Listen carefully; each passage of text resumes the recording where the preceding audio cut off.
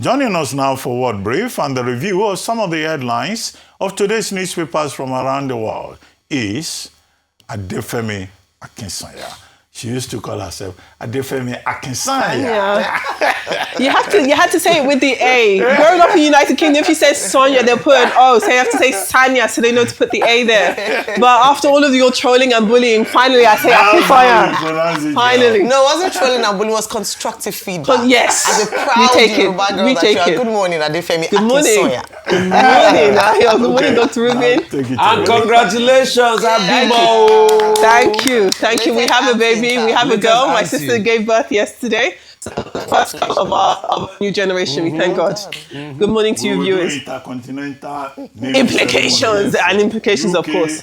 Yes. And also here at Arise. Why not? Why not? The television uncles and aunties. Don't you trust me? Good morning to you, viewers. Let me tell you what's happening around the world now. It's very serious business now because the death toll has risen to at least 16. This is after a shooting incident occurred at Bondi Beach in Sydney, Australia on Sunday, killing, as I said, at least 16 people, 15 victims, and then one of the assailants. Now, we also know that 25 others were also injured. Now, the attack happened during Hanukkah by the Sea. It's a Jewish holiday event, which was attended by over 1,000 people. Now, the gunmen, which was a 50-year-old and 24-year-old father and son duo, they opened fire on the crowd, sending the area into a frenzy. Now, an innocent bystander, 43-year-old fruit shop owner named Ahmed Al-Ahmed, he risked his life by wrestling with one of the suspects, disarming him of his gun and helping to bring the attack to an end.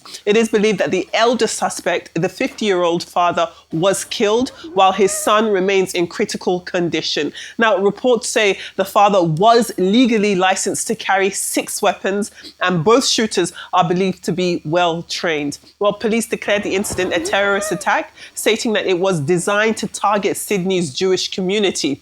Witnesses also described the scene as chaotic, with people fleeing in fear and multiple individuals lying on the ground, injured or deceased. Australian Prime Minister Anthony Albanese has condemned the attack, as well as global leaders from around the world, expressing their condolences and solidarity with the victims and their families. Very, very sad scenes there. Well, moving on, a person of interest has been identified and taken into custody after another shooting took place, this time in the United States at Brown University in Providence, Rhode Island.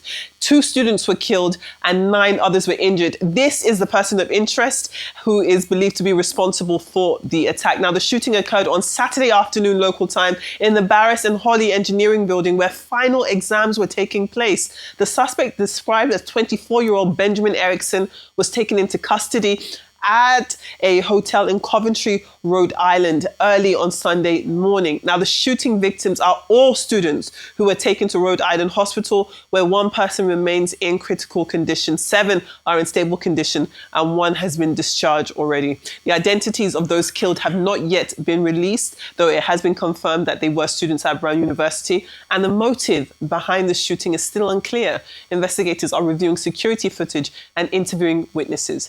The university has cancelled all remaining exams, papers and projects for the semester. Meanwhile, US President Donald Trump condemned the shooting, calling it a terrible thing and urging prayers for victims and their families.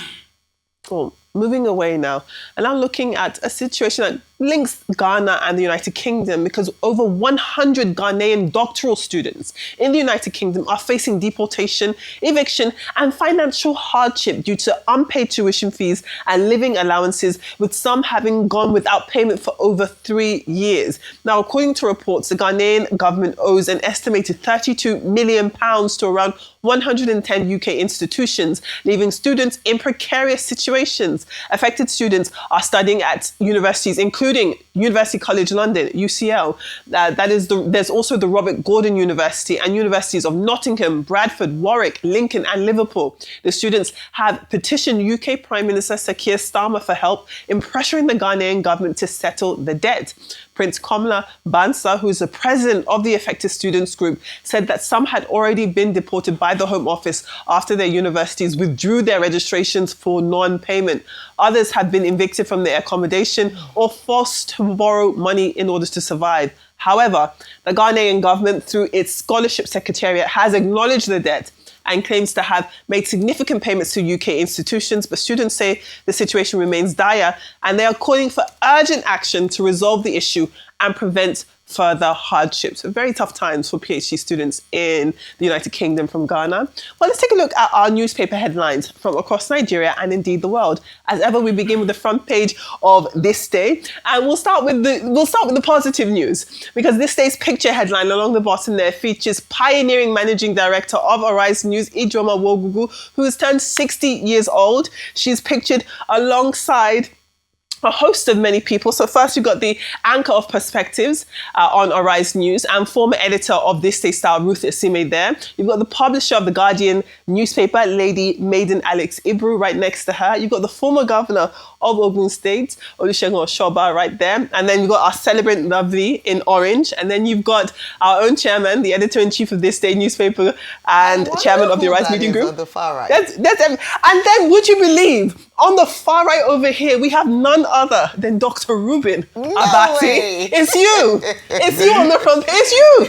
That's You're you. making the news, Dr. I Abati. make the front page. Hey! Éclat pour vous. Breaking Éclat pour maman. So we are wishing you many happy returns, MD. You are an inspiration to us all. Happy 60th birthday. Now, getting to the nitty-gritty of the newspapers. The newspaper does lead with news that the opposition leaders have accused President Bola Ahmed Tinubu's administration of pushing Nigeria towards a one-party state by allegedly using anti-graft agencies to pressure rivals. This is a claim the presidency has denied, but the dispute comes amid fresh defections to the APC, and this includes Taraba Governor Abu Kefas raising concerns over the future of multi-party democracy in Nigeria. Let us take a look at another newspaper. We've got the Daily Independent next up. The Daily Independent reports that ECOWAS leaders have agreed to forge a united front against military coups and rising insecurity in West Africa. They were meeting in Abuja over the weekend, and the bloc also condemned terrorism. It praised swift regional responses to recent coup attempts while reaffirming collective security and solidarity. Also on the front page of the Daily Independent, we have reports that Nigerian banks are on high alert. That is, as digital fraud surges during the year-end festive period. It's prompted tighter security, advanced monitoring, and intensified customer awareness amid rising online transactions and sophisticated cyber scams. So please do stay safe when you're purchasing anything online, especially your gifts. Moving on to our next newspaper, we've got the Daily Telegraph this morning. And the Daily Telegraph does report that Nigeria has the highest rate of grounded aircrafts in the world, with several commercial planes unable to fly due to maintenance bottlenecks, foreign exchange shortages for spare parts, regulatory hurdles, and aging fleets. Now, the situation is reducing available seats. That in turn drives up airfares, and it is raising fresh concerns about the sustainability of Nigeria's aviation sector. So again, we're talking about the strains there. Moving on to The Punch this morning. The Punch does report that Nigeria's importation of passenger motor cars, actual cars, has rebounded strongly in 2025. It reached 1.01 trillion Naira in the first 9 months of the year. That is up 12.66% from the same period the year before of 2024.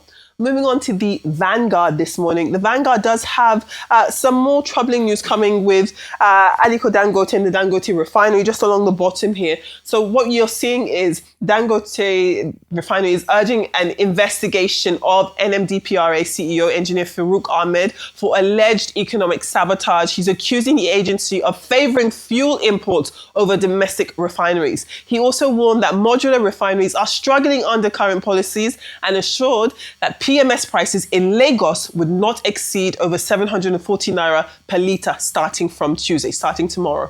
Well, The Guardian this morning, let's take a look at what The Guardian has for us. The Guardian does report that Nigeria's power reforms is stalling. That's as there is a 4 trillion Naira debt in the sector and tariff policies deepen the crisis. And moving on to our foreign papers, of course, it is going to be this attack that we're seeing in Australia. So you've got the Daily Mail The Daily Mail is looking at the hero. I talked to you about 42-year-old Ahmed Al-Ahmed, who was a fruit seller who was able to disarm the shooting suspect during this Bondi Beach, during this Jewish festival that happened over the weekend. 15 people unfortunately killed, injuring dozens before one attacker was eventually disarmed.